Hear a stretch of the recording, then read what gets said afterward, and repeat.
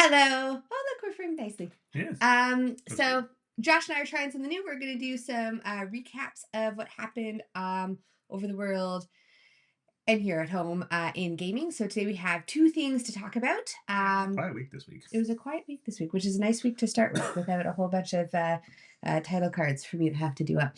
And So less work for you. I get it. less also making sure that the mic works, which was my problem all weekend. So we're going to be talking about two events. We're going to be talking about Geek Fest, which is the Warhammer event that happened here in Halifax. Yeah, it was Dartmouth, 56 Halifax. players, so great turnout, great grand tournament size. Wish I could have gone, but we were working 50, this weekend. 56 is a good number. 56 is a very, very solid number.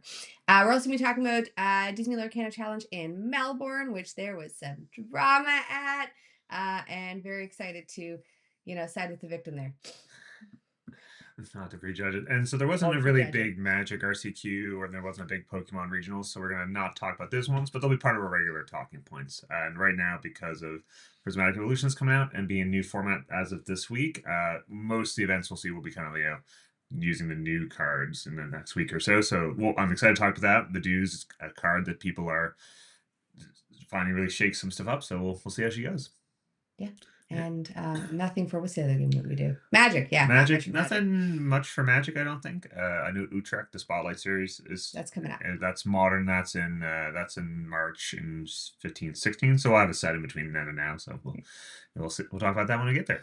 All right. So what do you want to start with? Warhammer? Yeah, let's start with Warhammer. Warhammer. Okay.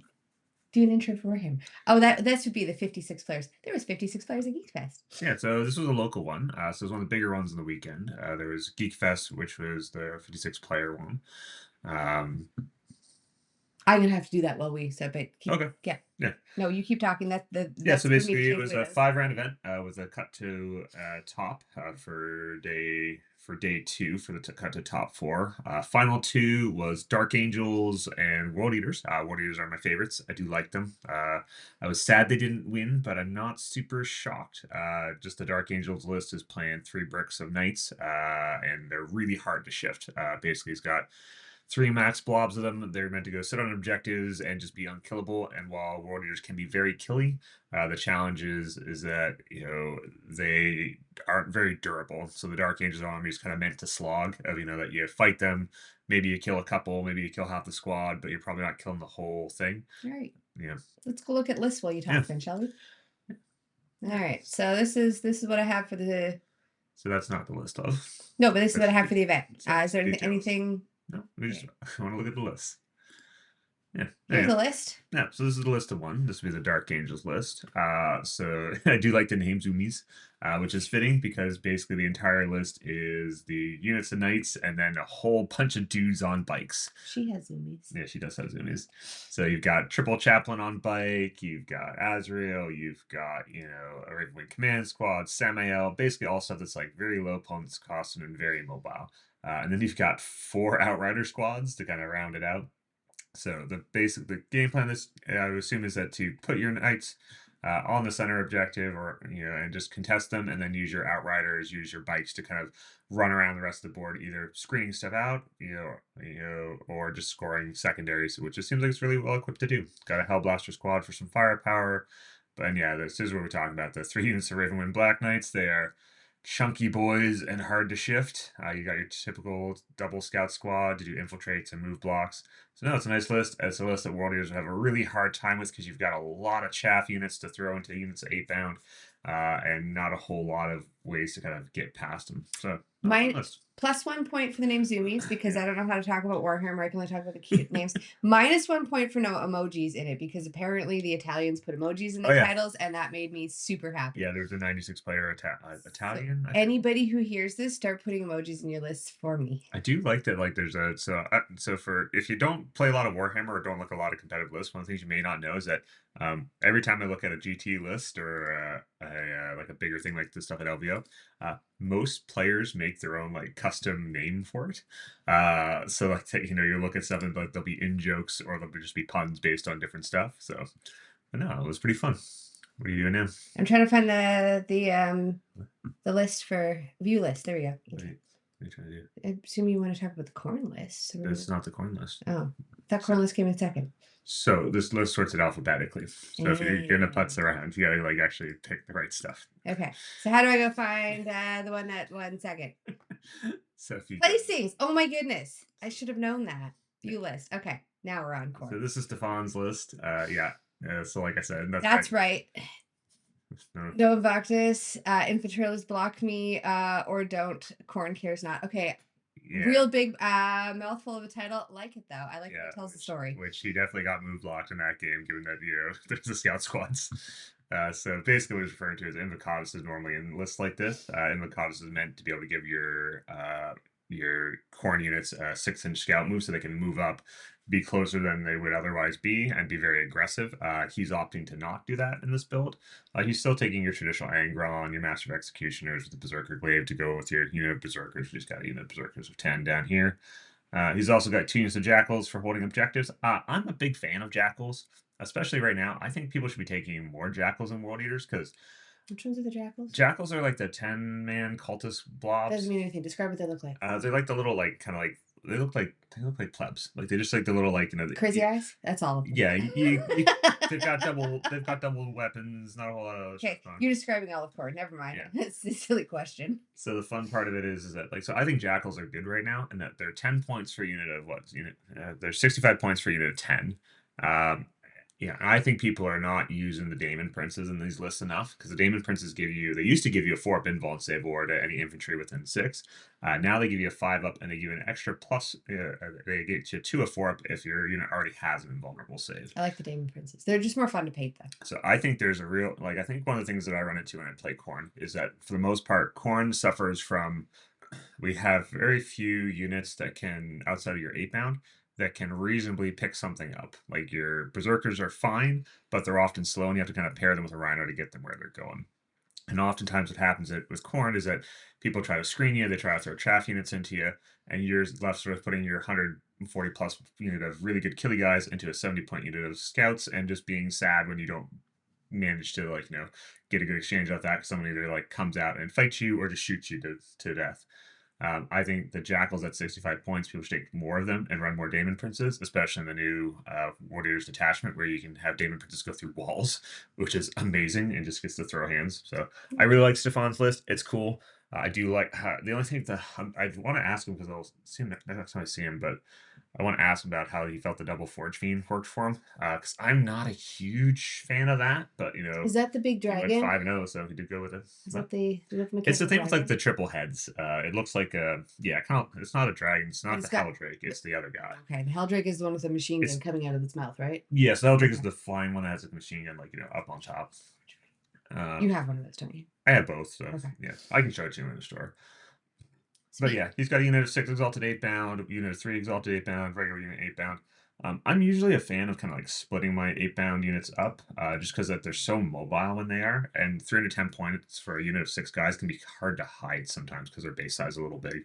But I do like the 2 units of Chaos Spawn.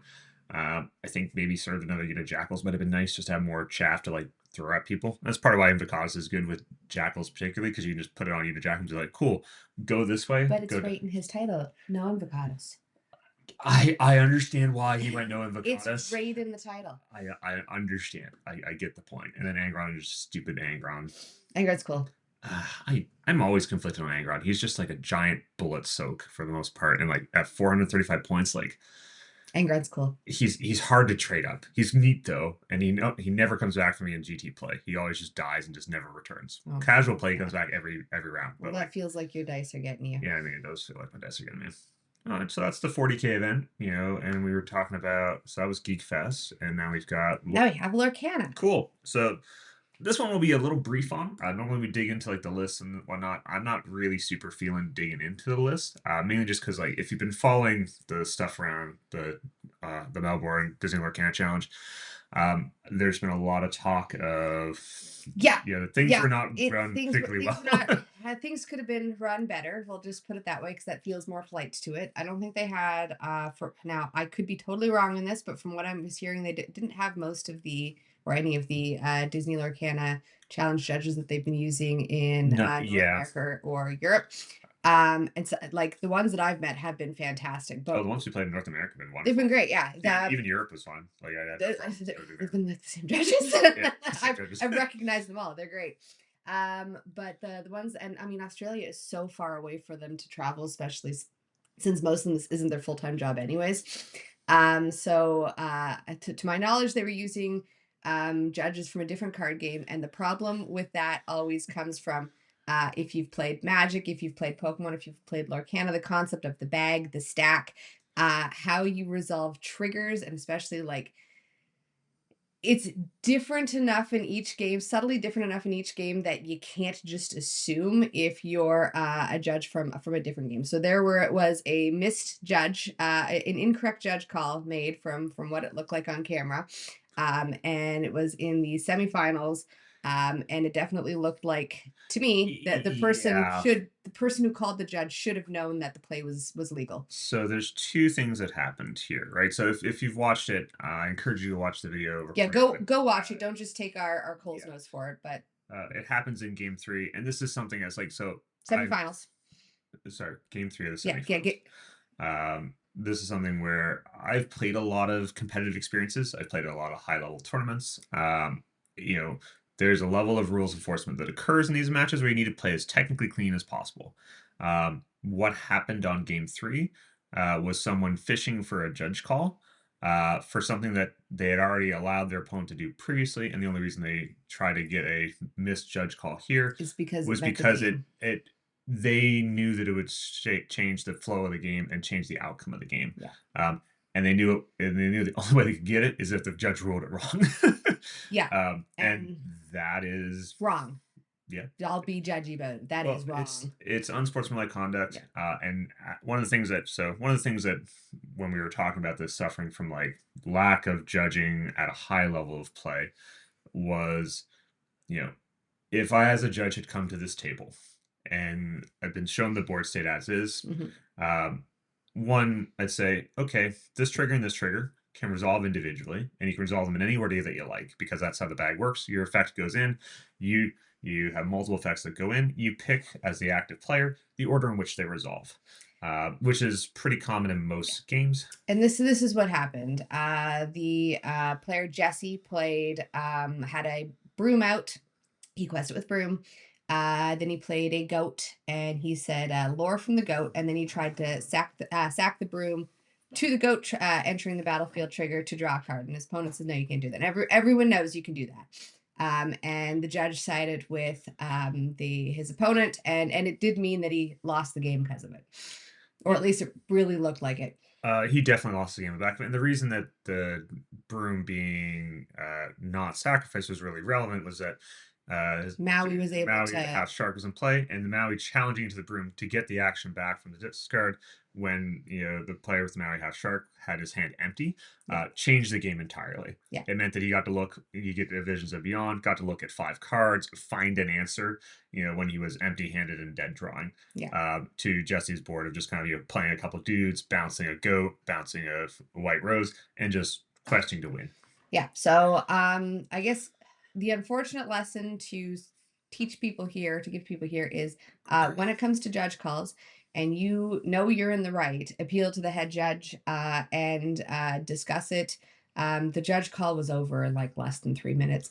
And you definitely should be arguing Yeah. for no, this is how it works. Like read the cards, go read the thing of what the bag is. I can do this also. So the unfortunate lesson here to try to take a positive out of it is if you get the judge calling you and you know that you're doing the right thing or you truly believe you're doing the right thing, argue for yourself. Yeah, you need to be your own advocate, and that's what I have found at playing at like higher levels of play is when you get a floor judge, they're trying to do the best they can. They may have not understood what you were asking them. They may not be fully understanding the board state as it exists. It's rare that that happens, but it's something There's that, a lot on their plate. There's a lot going on. There's a lot. There might be multiple judge calls in their head. yeah, Yep. mistakes happen. Yep. Like it's not, and part of what it is that you need to advocate for for what you know to be true. Like I've played in events where I've had to appeal to a head judge for a ruling because the table judge got the interaction wrong, and that's okay. Like you just keep calm. You say, "Hey, man, I understand this is your ruling. I think you're incorrect. If I'd like to appeal it to the head judge, or I'd like to appeal it to the next step up." And that's perfectly okay. That's within your right. And any good judge will say, "Yep, that's fair, as long as you're reasonable, not raising your voice, not getting, heated, just saying, 'Hey, man, I'd like to talk to the manager.'" Like, And and that's how this and kind of works. I've been the head judge, just the small local tournaments, but I've been the head judge when the floor judge gets it wrong and called in. And to be fair, the floor judge typically isn't mad at it. They're typically more, oh, I got it wrong. Okay, that's awful. How do I fix it? So like, also, like people don't want to be told that they're wrong, but people also don't want like 3 or 4 games later to think, oh, the call I made like drastically did the wrong thing here. So Yeah, yeah, a judge doesn't want to give judge you doesn't want to. do a bad Yeah, ruling that costs you a game. no, They're here to maintain the integrity of the game. They don't care who wins. They just want to make sure that the game was played as intended. yeah. So And the only other thing I'm going to throw out there, and this is probably the contentious part, is that um, an experienced judge of high level play would have probably walked into that board state, into that question of like, he can't resolve this right, looked at the board state and gone, there is no reason for players at this level to have called me just over called this me on over. this Yeah, interaction. The only reason that you would call me on this interaction is is if it? you're fishing to get a bad ruling so that you could advance the board state, and I would have penalized for unsportsmanlike conduct. Yep, I would have too. Because a big part of being a head judge or being a judge is there are honest mistakes. There are people that don't understand how something works and are asking a question, and that's perfectly okay. Top two sorry, top four at an event like this. Second day at an event like this, people should be completely aware of what it is. The standards should be higher. If the other person, if the judge says, I'm going to penalize you for, if it was a misunderstanding, that's where you try to argue for the misunderstanding. But like, yeah, no, I agree. Yeah, so that probably is but let's stop with the contentious part. Let's talk about the list real quick. Just a real quick, Well, we keep can't. going on. Okay, so I don't really want to talk about the list because the other part of the DLC Melbourne is that there's a fair number of accusations that the lists weren't accurate. Oh, okay. So like with DLC Melbourne, I'm just gonna put an asterisk next to it. It happened. If you want to know what the result was, two blue red, control decks made the top two. One of them was the guy in question. We weren't Uh, going to talk about his list anyways. in my mind, it should have I was been. going to go talk about Jesse's list. Yeah, So. it should have been the Yeah. the amethyst emerald list that made it into the top two, and most likely would have won that matchup. Most likely, but Mhm. again, we're not here to talk about. I don't think it's worth talking about those this list and this outcome because one, we're at the end of the format for the most part for this one. Yeah, Everyone new kind of set knows comes out what's there. soon, and know what tournaments have been announced. So like, Yeah, nothing to really kind of yeah, who prep knows what's for. coming out? So who knows? New sets dropping in a couple of weeks, so it'll change in a little bit. But I would say I would like to see more announcements of Me what's too. going on because I'd like to travel to go I do would more like to stuff. travel But too, and excitement is it's important to have those events oh yeah, to I'll build come back though. excitement. Yeah, This means more time to work on my Stitch deck. yeah. So I don't know. Give us an outro. I Oh, had I have to nothing do an planned. outro. Oh, I thought you had all this like planned out. I do. It's right there in my video, but Oh, like. oh no. So we'll be trying to do this every week with stuff that's going on both locally and internationally. Stuff that is coming up locally, for what it's worth, is there's an Ether Drift pre-release this weekend. So if you're into Magic, go check that out. Couple weekends from now, I guess a month from now, it's because it's only early February. There's going to be a Lorcana pre-release as well in the March 9th. And then late March is Pokemon. So we have 3 pre-releases in a row coming Yeah, up, which will be great. bunch of stuff. Going to So Vancouver Vancouver, yeah. in a couple weeks, Yeah. and So then Utrecht. yeah. Oh, I picked people up for that, by the way. Sweet. Well, can announce that later. Sure. So thanks for watching. See you next week. See you next week.